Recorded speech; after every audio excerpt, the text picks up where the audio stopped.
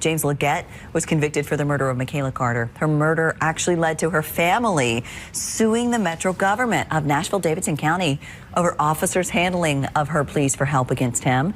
Michaela had an order of protection against Leggett November 15, 2021. She and her mom called 911 because Leggett was allegedly outside of a relative's apartment with a gun. They also told responding officers he was still texting her and making threatening social media posts. They asked for him to be arrested for violating the order of protection, but police said they didn't have enough sufficient personal knowledge. About 10 minutes later, Michaela was killed. He's outside walking around with a gun. We have an order of protection against him, and I'm pretty sure he's looking for my daughter because my niece lives in those apartments. How do you know this person, ma'am? It's my ex-husband. It's my daughter's husband, estranged husband. He just got out of jail like last week. James Leggett. Are they seven people? Yeah, but they have to ask you how it is. What is he wearing right now? We didn't see him, so I'm not sure what he's wearing. He's outside, and I told my niece not to go back out there.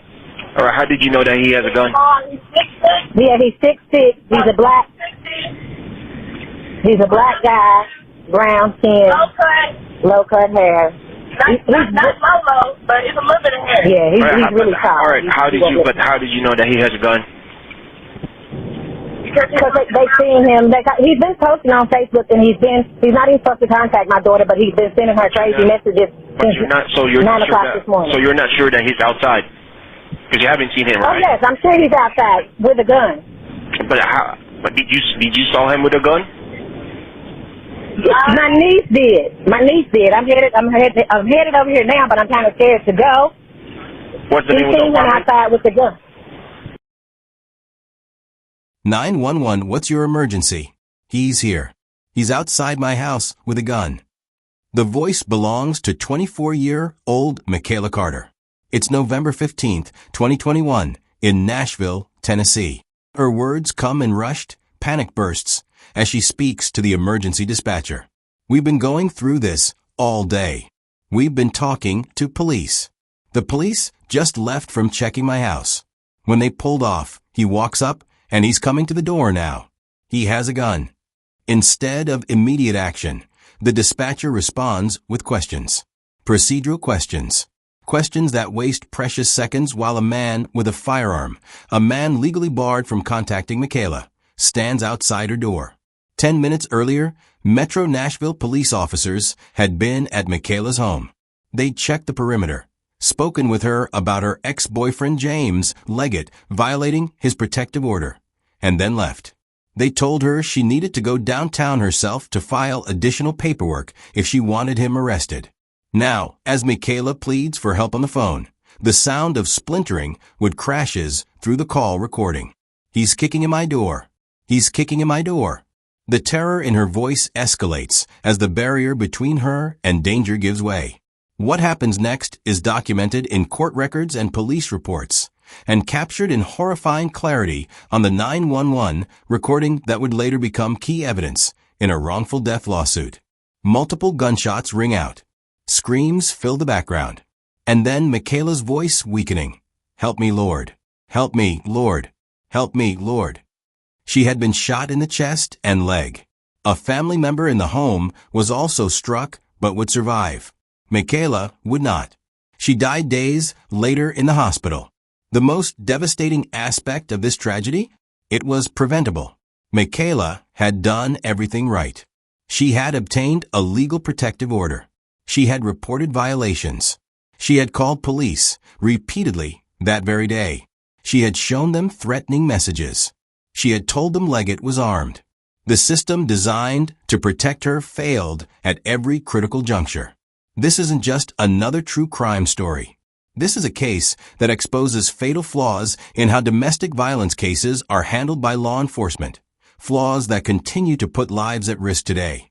If you've ever wondered how the system fails those who need it most, stay with me until the end. Hit like and subscribe to support more stories that need to be told. Michaela's final moments were captured in real time. her desperate pleas for help preserved in audio that would later become damning evidence against those who should have protected her. But to understand how this young woman ended up making that final frantic call, we need to examine the chain of events that led to that moment, and the multiple opportunities to prevent her death that were squandered along the way. This is the story of Michaela Carter, a woman who did everything society tells victims to do, only to be abandoned by the very systems designed to save her. Welcome to Dark Trace Crime Stories, where we examine the cases that expose the darkest corners of our justice system. I'm your host, and today's investigation takes us into a tragedy that should never have happened. Kindly like, share, and subscribe so you don't miss cases like this. What makes the death of Michaela Carter particularly disturbing isn't just the violence that ended her life. It's how methodically she tried to use the system to protect herself, and how completely that system collapsed around her. This case reveals the deadly consequences when protective orders become merely pieces of paper, when police protocols are ignored, and when those sworn to protect treat domestic violence as a bureaucratic inconvenience rather than the life-threatening emergency it truly is. Michaela Carter was 24 years old, living in the Antioch area of Nashville, Tennessee. She shared a close bond with her mother, Kimberly Jones Plea, who would later become her fiercest advocate in death. Beyond these basic details, Michaela's life was private, until violence forced her story into public view. Her relationship with James Leggett had deteriorated into a dangerous situation by mid-2021. Court records show that Michaela had endured escalating abuse, culminating in a brutal attack that finally pushed her to seek legal protection. In that incident, Leggett beat Michaela with a whiskey bottle, an assault so severe it left her not only physically injured, but convinced her life was in danger. This attack became the basis for her application for an order of protection, which was granted by a Nashville judge. The protective order, sometimes called a restraining order, established clear legal boundaries. Leggett was prohibited from contacting Michaela in any way. He couldn't call her, text her, approach her home, or have any third party reach out on his behalf. Importantly, under Tennessee law, the order also meant Leggett was legally barred from possessing firearms. On paper, these protections should have created a safety barrier between Michaela and her abuser. The reality proved devastatingly different. What many victims don't realize, and what Michaela would learn too late, is that protective orders are only as effective as their enforcement. They require active participation from law enforcement to monitor, respond to violations, and take immediate action when breached. In preparation for potential danger, Michaela had packed what domestic violence advocates call a go bag, containing essential documents and necessities that would allow her to leave quickly if threatened. This detail, revealed in later investigations, shows she understood the gravity of her situation even if authorities did not. Despite the court order, Leggett continued to harass Michaela through text messages and other communications. Each message was a violation of the order, each one legally sufficient grounds for arrest. Michaela reported these violations to police, showing officers the threatening messages and explaining her ongoing fear. Rather than taking immediate action to apprehend Leggett for these clear violations, officers told Michaela they lacked sufficient personal knowledge to make an arrest. They suggested she would need to go downtown to police headquarters herself to pursue charges if she wanted Leggett to face consequences. This response fundamentally misunderstood both the law and the purpose of protective orders. In Tennessee, as in most states, police have the authority and often the obligation to arrest individuals who violate protective orders, particularly when evidence of the violation is presented to them directly. The protective order should have triggered a specific protocol within the Metro Nashville Police Department, including what's known as a lethality assessment, a standardized evaluation to determine the level of danger a victim faces.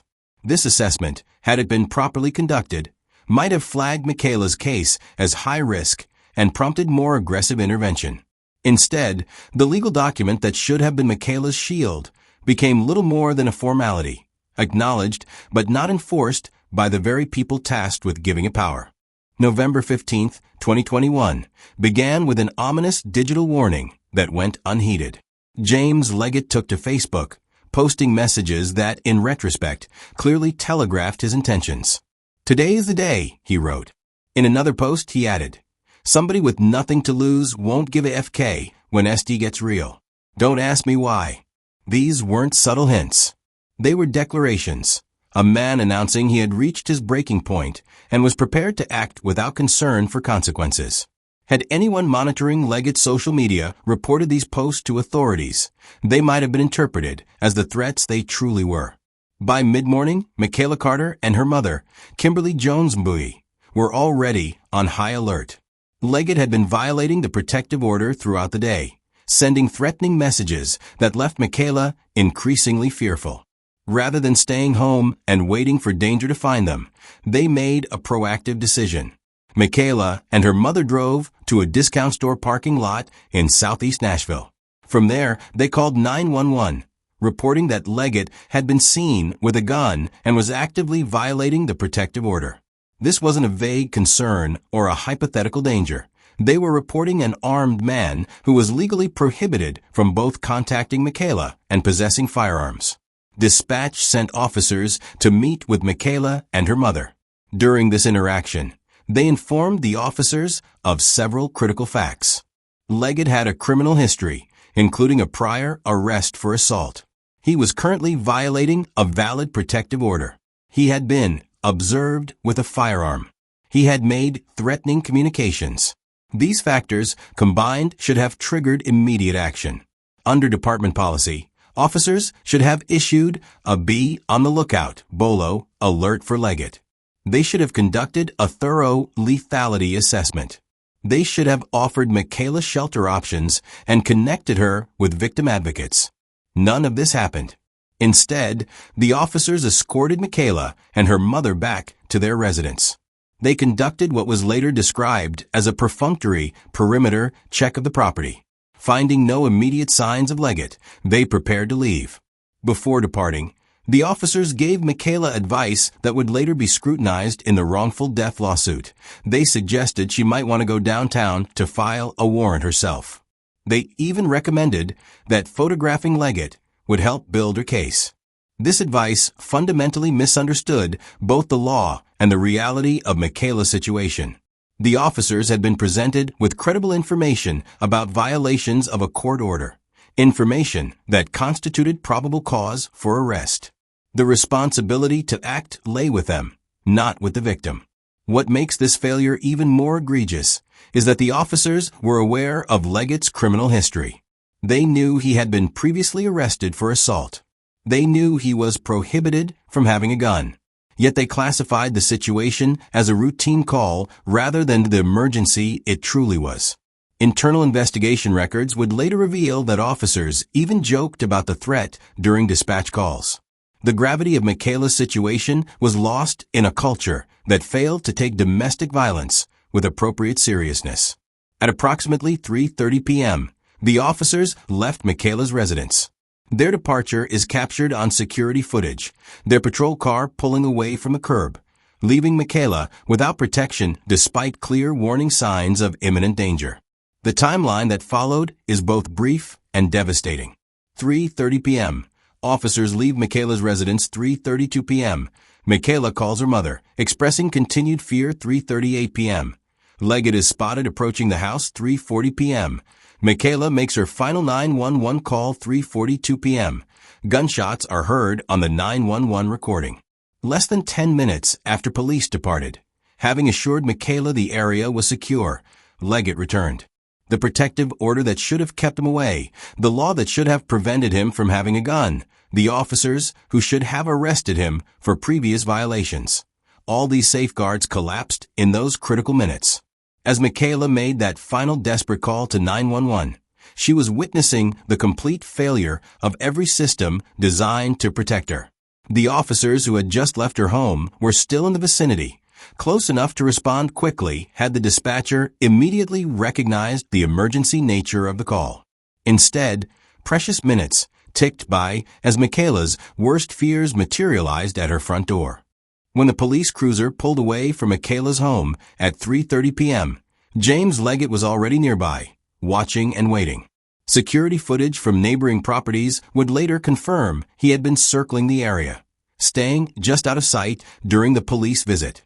With the officers gone, Leggett seized his opportunity. Witnesses would later report seeing him approach Michaela's residence with purposeful strides, a handgun visible in his waistband. This was a man on a mission, one he had announced hours earlier on social media. Inside the house, Michaela spotted Leggett approaching. Her heart racing, she grabbed her phone and dialed 911 for what would be the final time in her life. The call connected at 3:40 p.m. 911, what's your emergency? He's here. He's outside my house with a gun. Michaela's voice is breathless, terrified. Who is he? James Leggett. He's violating his order of protection. We've been going through this all day. We've been talking to police. The police just left from checking my house. When they pulled off, he walks up, and he's coming to the door now. He has a gun. Instead of immediately dispatching officers to a life-threatening emergency, a known domestic violence offender with a firearm violating a protective order, the dispatcher continued asking questions. Questions about the type of gun. Questions about what Leggett was wearing. Questions that consumed precious seconds while danger approached Michaela's door. He's kicking in my door. He's kicking in my door. The sound of splintering wood is audible on the recording. Then chaos erupts. Multiple gunshots ring out in rapid succession. Screams fill the background, Michaela's and those of another family member in the home. Then Michaela's voice, weakening but still audible on the call. Help me, Lord. Help me, Lord. Help me, Lord. The dispatcher, now fully aware of the emergency, frantically dispatches officers to the scene. But it's too late. By the time first responders arrived, Leggett had fled, and Michaela lay critically wounded on the floor of her home. Medical reports would later detail the extent of Michaela's injuries. She had sustained gunshot wounds to her chest and leg. Another family member in the home had also been struck but would survive their injuries. Michaela was rushed to Vanderbilt University Medical Center in critical condition. For days, Michaela fought for her life in the hospital. Her mother, Kimberly Jones Plea, maintained a vigil at her bedside, praying for recovery while simultaneously beginning to ask the hard questions about how this tragedy had been allowed to unfold. Despite the best efforts of medical staff, Michaela Carter succumbed to her injuries several days after the shooting. She was 24 years old. The medical examiner's report was unequivocal. Cause of death, gunshot wounds. Manner of death, homicide. But the clinical language of the report failed to capture the true nature of what had occurred. This wasn't simply a homicide. It was a systemic failure that allowed a preventable death to occur despite multiple opportunities for intervention. In the hours after the shooting, police launched a manhunt for James Leggett. He was apprehended within 24 hours and charged with first-degree murder, along with additional charges related to the protective order violation and weapons offenses. The arrest brought little comfort to Michaela's family. Their daughter, sister, and friend was gone, a victim not just of domestic violence, but of institutional indifference to the dangers she had repeatedly reported. The 911 recording of Michaela's final moments would become key evidence in both the criminal case against Leggett and the subsequent wrongful death lawsuit against the Metro Nashville Police Department. That audio, capturing both her terror and the system's failure to respond appropriately, stands as one of the most damning pieces of evidence in Nashville's history of domestic violence response. I'm curious, what state or country are you watching from? Let me know in the comments below. Domestic violence affects communities worldwide, and I'm interested to hear about the protective measures in place where you live. James Leggett's capture came swiftly. Within 24 hours of the shooting, Metro Nashville police located and arrested him without incident. The charges against him were substantial: first-degree murder, aggravated assault, especially aggravated burglary, and multiple weapons charges related to possessing a firearm while under an order of protection. At his arraignment, Leggett appeared emotionless as the charges were read. The judge denied bail, citing the premeditated nature of the crime and Leggett's history of violence. He was remanded to Riverbend Maximum Security Institution to await trial. But as the criminal case against Leggett moved forward, Another investigation was beginning, one focused not on the shooter, but on the officers who had left Michaela vulnerable despite clear warning signs. The Metro Nashville Police Department's Internal Affairs Division launched a review of the officers' actions on November 15th. This investigation examined whether proper protocols had been followed in response to Michaela's reports of protective order violations. The findings were damning. Investigators determined that responding officers had failed to follow multiple departmental policies specifically designed to protect domestic violence victims. Among the violations, officers did not conduct the required lethality assessment, a standardized protocol to evaluate the level of danger a victim faces. They failed to verbally offer shelter or counseling services, as required by policy. They did not issue a be on the lookout, BOLO, alert despite clear evidence of a protective order violation. They incorrectly informed Michaela that they lacked probable cause to arrest Leggett, despite having sufficient grounds under Tennessee law. Perhaps most troubling was the discovery that officers had joked about the threat during dispatch calls, revealing a culture that failed to take domestic violence with appropriate seriousness. Body camera footage showed officers spending minimal time investigating Michaela's claims before departing. The internal investigation concluded with disciplinary recommendations. One officer received a 2-day suspension for what was officially termed deficient or inefficient performance of duties, a punishment that Michaela's family would later describe as woefully inadequate given the fatal consequences of these failures. While the internal investigation proceeded, Kimberly Jones Plea, Michaela's mother, took action of her own. Working with attorneys specializing in civil rights and wrongful death claims, she filed a lawsuit against the Metro Nashville Police Department in early 2022. The lawsuit alleged that officers had failed in their duty to protect Michaela despite clear evidence of imminent danger. It cited specific policy violations and argued that proper enforcement of the protective order would have prevented Michaela's death. The complaint detailed each missed opportunity for intervention: the failure to arrest Leggett for previous violations, the inadequate response to reports of his firearm possession, and the officer's departure from the scene despite knowing Leggett was in the vicinity and dangerous. As the civil case moved through the courts, the criminal proceedings against Leggett continued. Prosecutors built what appeared to be an airtight case, with the 911 recording serving as powerful evidence of premeditated murder. Trial dates were set and reset as defense attorneys requested continuances. Then, on July 4, 2024, an unexpected development changed the trajectory of the criminal case.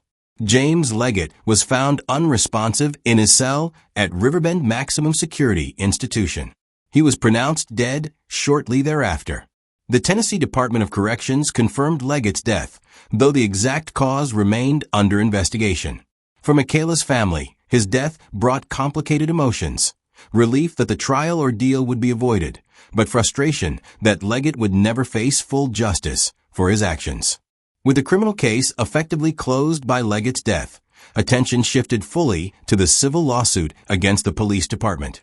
The case had been building momentum, with depositions from responding officers revealing troubling gaps in domestic violence training and awareness. In February 2024, before Leggett's death, the Metro Council had voted to settle the lawsuit for $250,000. This decision came after city attorneys advised that a trial could result in a much larger judgment, given the clear evidence of policy violations.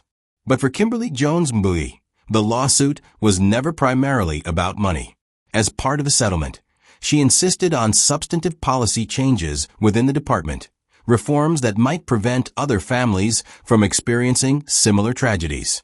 The settlement marked not an ending, but a beginning, the start of significant reforms in how Nashville police would handle domestic violence cases going forward. Changes that came too late for Michaela, but that might save others in similar danger. Carter's mother will receive $250,000 from the Metro Nashville government to settle her wrongful death lawsuit against them. I have faith in our police department, but the officer who failed this woman shouldn't be here anymore, and unfortunately he still is. and whatever can be done for that to be rectified, I promise I will be looking into that. This is a pittance to offer someone for the loss of a life that could have been prevented. And I'm very sorry. Again, ma'am. The death of Michaela Carter wasn't the result of a single mistake or oversight. It was the culmination of multiple systemic failures, a cascade of missed opportunities that, had any one of them been handled differently, might have saved her life. In February 2024, the Metro Nashville Council voted to approve a $250,000 settlement in the wrongful death lawsuit filed by Kimberly Jones Bowie. While no amount of money could compensate for the loss of her daughter, the settlement represented an acknowledgement of the system's failures in Michaela's case. But for Jones Bowie, financial compensation was never the primary goal. From the beginning, she made it clear that her lawsuit aimed to force meaningful changes in how Nashville police handle domestic violence cases, changes that might prevent other families from experiencing similar tragedies. No parent should have to bury their child because the system designed to protect them failed, Jones Bowie told reporters after the settlement was announced. These reforms are Michaela's legacy. The settlement included several concrete policy changes that directly addressed the failures identified in Michaela's case. First, officers are now required to ensure body cameras are activated during all interactions with domestic violence victims. This requirement aims to increase accountability and provide clear documentation of whether proper protocols are followed. Second, the department implemented mandatory BOLO, be on the lookout, protocols whenever protective order violations are reported. This ensures that all patrol officers in the area are immediately alerted to look for the subject, rather than placing the burden on victims to pursue charges themselves. Third, officers must now document in writing that they have verbally offered shelter options and counseling services to domestic violence victims. This addresses one of the specific policy violations identified in Michaela's case, where officers failed to provide this required information. Fourth, the department instituted enhanced training for both officers and dispatchers on the lethality assessment protocol, the standardized evaluation tool that should have flagged Michaela's situation as high risk, but was never properly implemented in her case. The system failed my daughter at every turn, Jones Bowie explained in testimony before a state legislative committee. But her story has the power to save others if we use it to drive real change. For Kimberly Jones Bowie, the fight for justice continues, not just for Michaela, but for all those who find themselves in similar danger, hoping the system designed to protect them will actually do so. Michaela Carter's final words, "Help me, Lord," continue to echo through the halls of Nashville's justice system. They serve as both a haunting reminder of failure and a powerful call to action. In the years since her death, Michaela's story has become a catalyst for change. The reforms implemented in Nashville represent important steps forward, but they cannot erase the fundamental truth at the heart of this case. Michaela did everything society tells victims to do, and the system still failed her. She obtained a legal protective order. She reported violations. She called police when threatened. She documented the abuse. She packed a go bag with essential documents. She stayed in contact with family for support.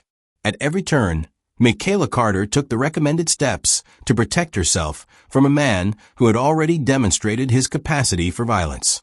And at every turn, the institutions designed to safeguard her life fell short of their responsibility. What makes her case particularly significant is how clearly it demonstrates the gap between what we tell victims to do and what protection we actually provide them. Protective orders are only as effective as their enforcement. Safety plans only work when emergency services respond appropriately to threats.